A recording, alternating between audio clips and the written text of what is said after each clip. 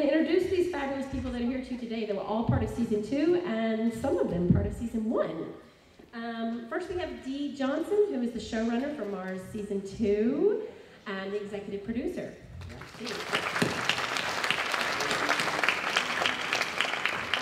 And we have the only person on this panel who's actually left the planet and lived in space, Leland Melvin.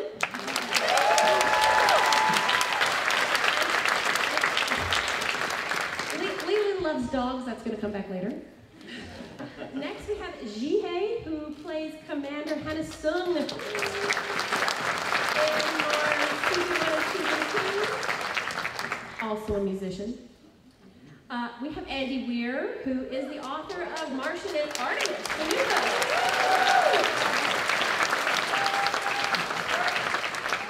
And new to season 2 is Jeff Hephner, who did not wear his rubber suit, as discussed on Twitter. Jeff plays Commander Harrell. So we have 2 commanders in season 2. Dueling commanders. Uh-oh. Wow. Next we have big thinker and author Susan Wise Bauer, and Susan wrote History of the World series, so she knows everything.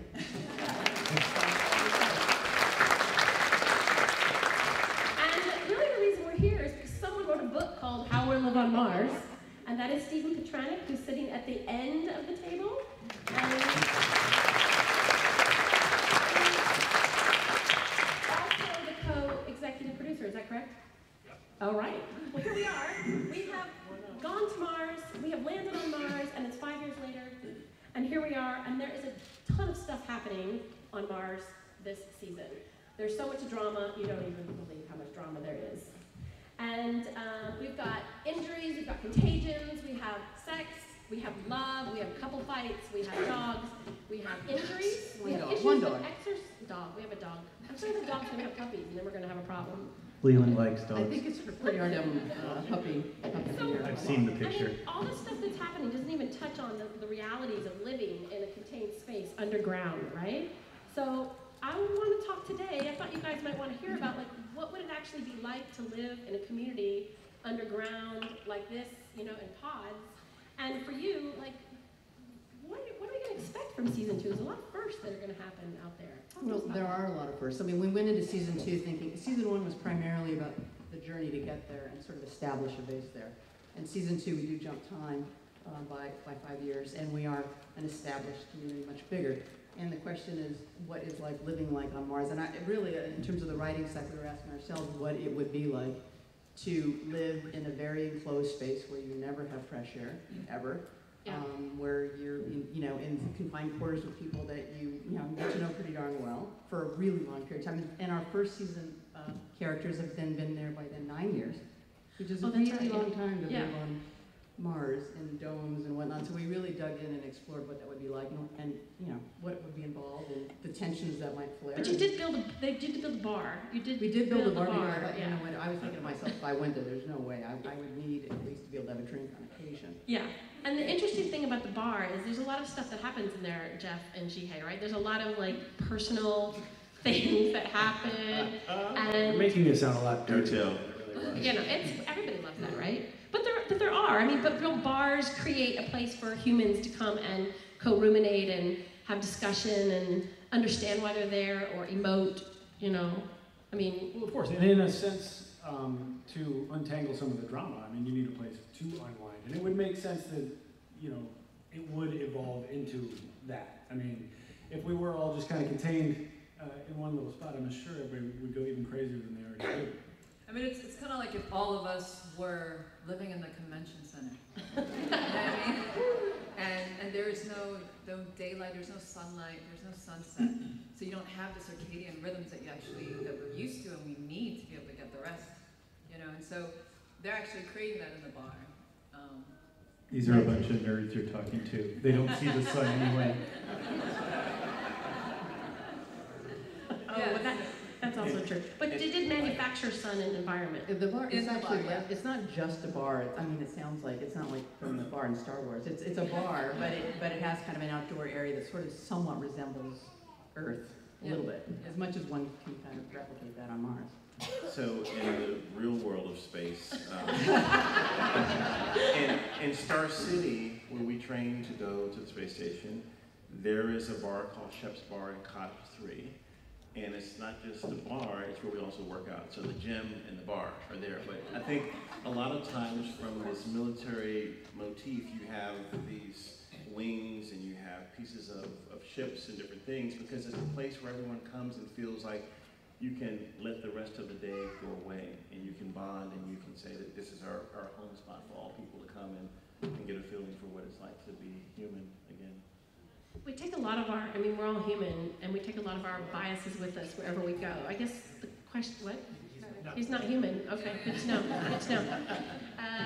What do you think we're going to be able to handle? Are we going to be any different on Mars than we are on Earth in terms of how we get along with people, or how we deal with situations that are dramatic, or if there's a pregnancy or an injury? I think the history of colonization tells you that there's two things that always happen when people go to remote places. The first is that I actually think the people on Mars, I mean, even you guys, are way more normal than people who were willing to go and settle on Mars would actually be. You know, normally people who are willing to go to the outermost resource, away from everything, are kind of usually like sociopaths. No, For the room. I'm not, no, okay.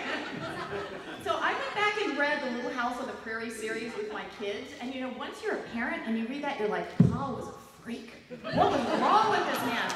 And you know, and that's what you're going to have on Mars. You're going to have a bunch of people who are not necessarily the ones that you want forming a mature, stable, happy human society. So that's not going to change. Yeah, I mean, I think there's a character, you know, Marta's character in Mars is very intense. Like you had said earlier, Dee, that she's like a science zealot. Yeah. Well, I think it means everything to her. She's the one who was part of the life finder at the end of season 1. And she has given up everything, and we explore that a little bit in season 2, to be here. And so it means everything. And when everything that you live for is that, you're going to do anything possible to preserve and protect, and make sure that thing is handled correctly from a scientific point of view. And you know, the difference is that this season 2, the biggest difference is that, you know, season 1 was about these scientists, this group of people who were there for virtuous reasons. And season 2 begins with the arrival of a group of people who have a different agenda. Mm-hmm. You know, Susan's point about really radical people being the ones who go and do most of the exploration actually gets kind of side-cut when you go to Mars, because it's going to take an awful lot of money to get a person to Mars. It's going to take $500,000 probably per person just to get your 170 pounds there. So there's going to be an awful lot of filters on the people who go until you get to the point where you perhaps have somebody like Elon Musk who's providing 1,000 ships with 80 people on them at a single time by the year 2050 or 2060. The second, third wave of people, then an awful lot of, there won't be filters. But in the kind of seasons we're talking about, in the Mars series, in 1 and 2, these people are all pretty carefully selected. But even in the pre-character selection, you still have a lot of very, as Susan said, very fanatic people about what they're doing, right? I mean, you have a lot of characters that are very intense about their agenda, even though they're supposed to be working on one side or the other. So I guess the question to the entire panel, just jump right in there and decide, is how are they going to be able to regulate themselves? What Bill of Rights will they have? I mean, how are they going to be able to protest something if they don't agree with it? Can they not protest? That's all. I think that's pretty the stuff that's going to happen because we're human. I mean, my understanding is that there is a chain of command, and it's in militaristic style. Right, as long as it lasts. Right. Yeah. As long as, you know, powers. But that was one of the things that we were really looking to explore too, is it's not like you can call 911 there, there's no armies there are no police there, at least in Mars season 2, and if another group of people arrive and they have a very, very different agenda, then, you know, how do you regulate that? It's not like you can, you know, arm wrestle them. It's going to be really difficult to process. And even back, you know, and Earth is so far away, even communication being 20 minutes, there's only so much that anybody can do, and that's one of the things we really dig into. And what about, how would it work with food? I mean, how are they eating up there? I mean, I know they have like plants are growing, but what if there was a virus or a contagion, say, that got into the food supply? How would they be able to deal with that? There's a whole series of safety procedures around food when you're dealing with a group of people that are far away from Earth. NASA has all kinds of plans for this kind of stuff, but you won't really grow much on Mars, even years and years and years into Mars colonization, if even 5% of the food that's consumed on Mars actually comes from Mars. That will be kind of a miracle. Everything else on Mars will have to be developed on Mars. You have to find the iron to build with and the materials for plastics and stuff, and everything will be produced on Mars. A lot of it with 3D printing, but food, almost all the food that ends up on Mars will be freeze-dried and it will come from Earth. So can I add something to that too? I think it's a little bit too simple to say, how will we do these things on Mars? As soon as we get a major commercial interest in Mars, my suspicion is that you're going to actually see the development of two different countries with two different supply chains, two different sets of laws, two different sets of expectations. I mean, we saw this in the United States. We had the Northeast primarily settled for theological, ideological reasons, and that was one sort of system that developed in the Northeast. And then in the South, we had primarily commercial colonies, and we had a whole different set of laws, a whole different way of looking at the rights of human beings. Yeah. Everything was different. So I think that all of these questions are going to be two answers. Are you looking at the commercial sector, or are you looking at the scientific sector? It's that same division. That's a really good point, because that issue plays out in season 2, these conflicting, like, reasons why we're there, and how do we deal with the issues that come in between those. And there's love on this season, and there's always love, and there's sex in this season. Yeah, there is. And does anybody want me to ask that question? Do you know where I'm going? No. Yes. What? I mean, can you just have a whole colony of people having sex with each other, running around like thinking about sex and not focusing on their giving away the experiments? entire storyline of season 2. This is it. Yeah, this is all. Oh, sorry, I know it's the rubber suit thing. Yeah. But people asked me some questions about how would a colony deal with that if there's a lot of interpersonal dating and conflicts and couple fight. You know, I mean, again, we're human. We're going to carry this stuff with us, right? I can't imagine you can stop people Yeah. from wanting to date, and you know, it's a very, that's the one thing that you really can't put a hold on. Yeah. Well, and why would you? I mean, it's like it's a fundamental human instinct, and it's a thing that generally brings happiness, which is something you definitely want in a large group of people who are all crammed together. So just a disclaimer, I have not seen the season. I'm only there in the non-fiction parts, so I haven't read the screenplay. I don't know anything that happens. So if I'm stepping on any plot points or anything like that, it's purely incidental. But I wrote a book that is, Artemis is about a bunch of people living in a confined area, and it's purely economic. Okay.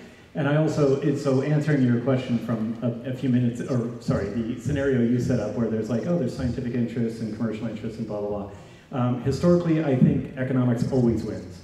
So commercial interests always win in the long term, because ultimately they're the only ones who can keep funding themselves. Every city on Earth exists for some economic reason, or was founded for some economic reason. If you look at it was in a good spot of the river for trade, or it was at a place where trains need to stop and get more coal, or something like that. Every large settlement of human beings is there because of the economics first, and then everything else comes secondary. So I believe that the commercial stuff would drive it far more than the science would. But I don't know what happens in this series, so I'm sorry if I'm messing with anything there. Maybe we should take a little detour and talk about the unscripted side for a bit, because that in itself is also a story. It's different than season 1 in that it parallels a lot of the things that are happening here on Earth with climate change in the Arctic, the last frontier. So there's a lot of parallels between the unscripted and the dramatic side. Yes, yes. It was purposeful too, because we really wanted to explore basically what everybody is saying here, the idea that a privately funded company comes there with different agendas and wanting to sort of get on the ground floor of what was happening on Mars in our fictitious world, which is to provide infrastructure. And they go there, and they are very profit-driven, and that's their mindset. That doesn't make them necessarily evil, because the people who are there to do a job. We sort of looked at them kind of like oil rig workers. They're there, they're getting paid to do a job, they're there for a short term, they're not there to be scientists forever. They're going to come back and make a bunch of money. Watch the language there for a minute. And so they have a very different way of proceeding and being on the planet, and it butts right up against our scientists who are there to explore and study the planet. It's a very different mindset. Stephen, I know you have something to say about that. Well, you have to kind of keep all of this in context, which, again, I was saying there's going to be a lot of filters on the people who actually end up there. And there are going to be commercial interests that drive things on Mars. But those commercial interests are not going to really be Earth-based. They're going to be Mars-based. So you're going to need somebody to build housing on Mars. You're going to need somebody to create a breathable atmosphere in the pods. And you're going to need, and NASA has lots of plans for all of this. They really know how to keep people alive on Mars. They've known how to do this for 30 or 40 years. It's not rocket science anymore.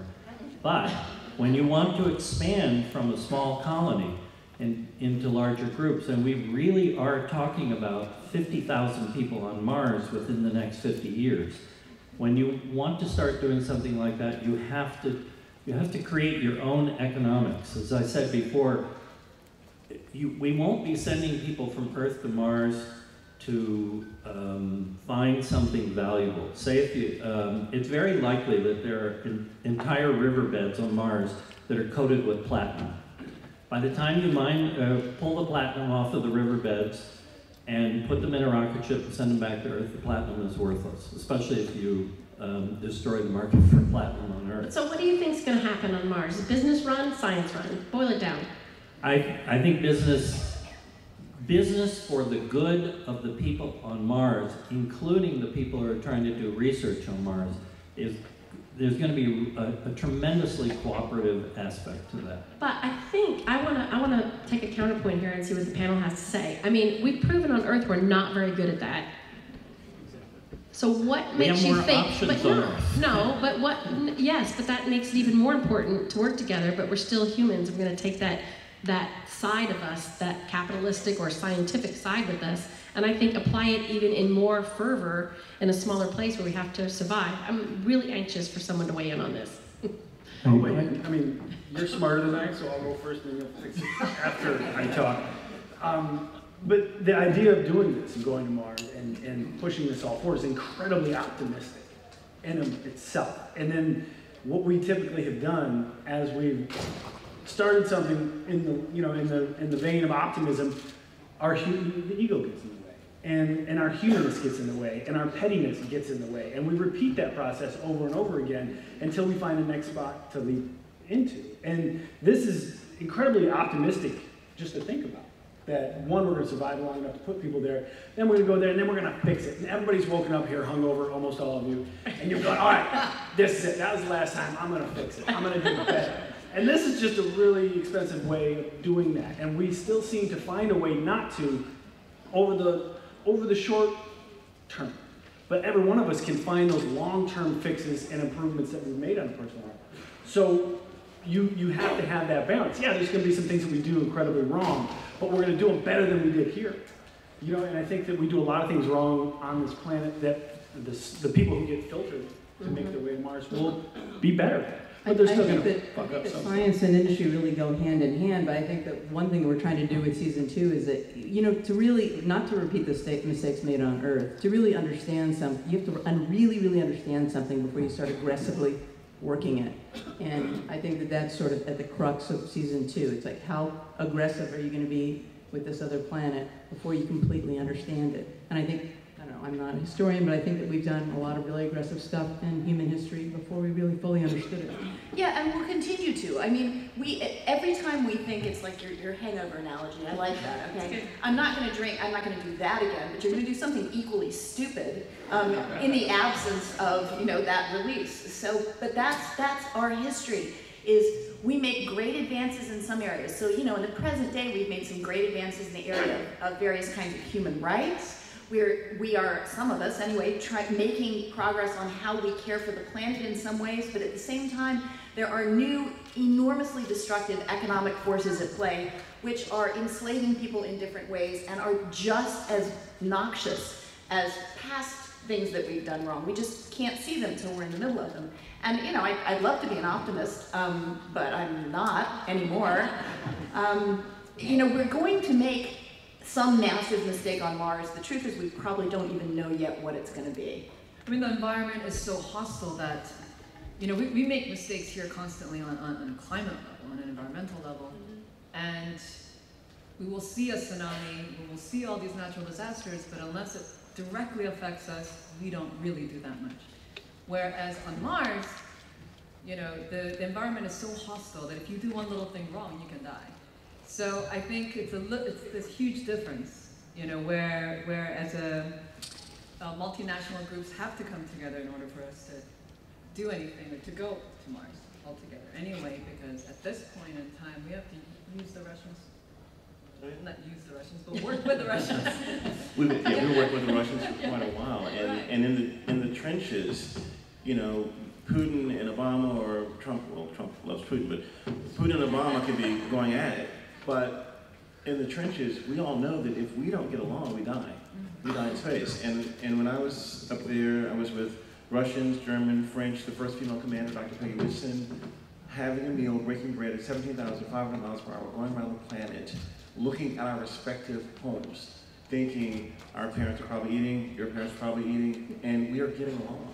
And so once you are in the trenches and know that you can die if you don't work together, but the other part of it is leadership too. I mean, two commanders, compassionate, loving, kind, strong, fearless leaders are the ones that set the tone to ensure that everyone follows in a way that's productive, that's not going to end up killing everyone because they don't trust your leadership. And I think that's a big part of, you know, what we've had at NASA. We've had great leaders and commanders, and some not so great, that have either pulled the team together or made the team think and question the commander's leadership. And I can also imagine, you know, being from outer space and looking onto Earth. I mean, it's the tiniest little planet from where you can see when you're out there. I mean, you know, it's undoubtedly true that it is, we are one planet, one human race, and we No we borders, have to get along. no borders from space. It's all one planet. Leland, since you've been in space and you've been in this confined space for a period of time, going to Mars is going to take so much longer. Do you think that we can endure it as humans? Do you think that we'll be able to take that isolation and that confinement for a period of time? I think if you have the right people, when I was in space on a 12-day mission, we didn't go to fisticuffs, but there were some moments when I wanted to knock someone's head off.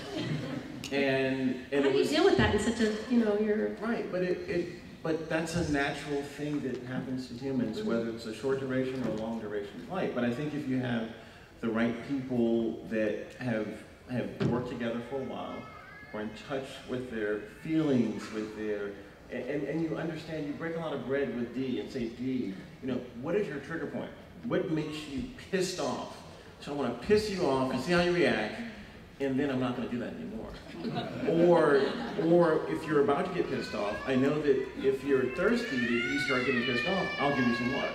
And that's what happened with some of our crewmates. I knew that Dex, if he was thirsty, he would start like, and I'd say, hey, drink some water, man, you're about to blow. So having those kinds of relationships with people and understanding where their trigger points are, and having a commander that understands those trigger points can diffuse a lot of the problems that could come up on a mission. One of the things about the show this season I think is really good is the dueling commander scenarios, because at first you just had, you know, you had Hannah Sung as the one commander and the challenges just to stay alive, basically. And both of these characters are thrown together with so many different aspects of survival, I think. And do you guys want to talk for just a little bit about this dueling commander role and how it affected the colony? You guys were, it was tough. So tough. She punched me in the face like 5 times. She told me she can take you, bro. She is. I'm not even gonna argue that at this point, because they filmed it. No, I think it's obviously, it's a natural, outgrowth of the story that's gonna be told up there. There's gonna have to be that forced drama, if you will, because you talk about understanding someone's, knowing someone well enough that if they're thirsty, like here, you have a Snickers or whatever it was. We don't know each other at all. She's been up there. We've been told what we're supposed to know about each other, but when you finally get there and interact, it's not going to be. It never is what you think it's going to be. And so they're going to have to, on the fly, learn to figure it out. And they may or may not. And this is going to happen over and over again. And then I think as stories, are told, good leaders rise, and they'll find their way. I think also there's not only there's so everything starts at the top. It's all about really the tone set by whatever leader. And Mars is complicated even further because they both have people they're reporting to back home on Earth. So Earth plays a huge part in the whole leadership campaign. And we have a struggle happening at the same time on Earth between those same interests. And those people are going to put pressure on people on the ground on Mars. But of course, if you're on Mars, at the end of the day, you're going, whatever you say, there's nothing you can do to help me right here. There's nothing you can do, literally, nothing you can do to help. And so it boils down to these two commanders and how they can get along or not. Right. And they don't start out getting along. Yeah. I mean, the season 1, I felt like my character had to deal with the fact that I was a woman taking over a man's role, and then Cotton being killed on the way over, and that was season 1. And you have to watch the show. Oh my gosh. If anybody that hasn't watched season 1 in the room. I have watched season 1. Spoiler, season 1. I just haven't I watched think we season have, 2. we want to wrap up, and then we have something special for the crowd. Yeah, Did you- all I'm saying is that, and in season 2, Hana-san has a whole different kind of conflict of being a female in power, and having this other power come in, and it's quite a struggle, but it's an interesting one, and you'll see who comes up. It does come up a lot, and I just want to say one thing. This whole entire table, we have in the unscripted and the scripted side of the series, and it's absolutely fantastic. I've seen the whole thing. I binge watched it ahead of time. It's fantastic. Watch it. Thank you, Dee.